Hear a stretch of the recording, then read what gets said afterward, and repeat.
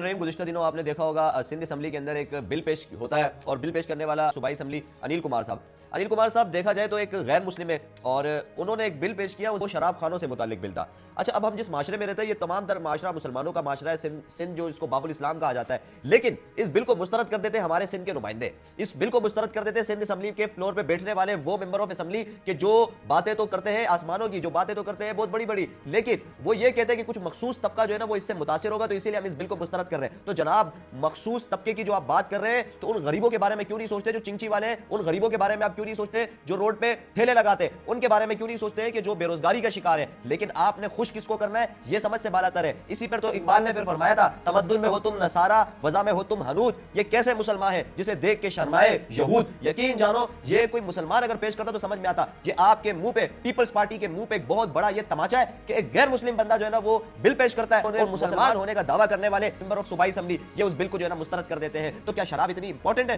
पहले देख ले इस शहर के अंदर क्या हो रहा है। जगह जगह पर आपके जितना इंफ्रास्ट्रक्चर, जितने डेवलपमेंट के आपके प्रोजेक्ट है, क्या वो मुकम्मल तौर पर चल रहे हैं? जहांगीर रोड को आप देख लो, अगर वो बन रहा है तो उससे मुतासिर आपने दूसरे रोडों को कितना कर दिया है, कितनी ट्रैफिक की रवानी वहां पे मुतासिर हो रही है। यूनिवर्सिटी रोड का प्रोजेक्ट चलता ही जा रहा है, पता नहीं कब मुकम्मल होगा।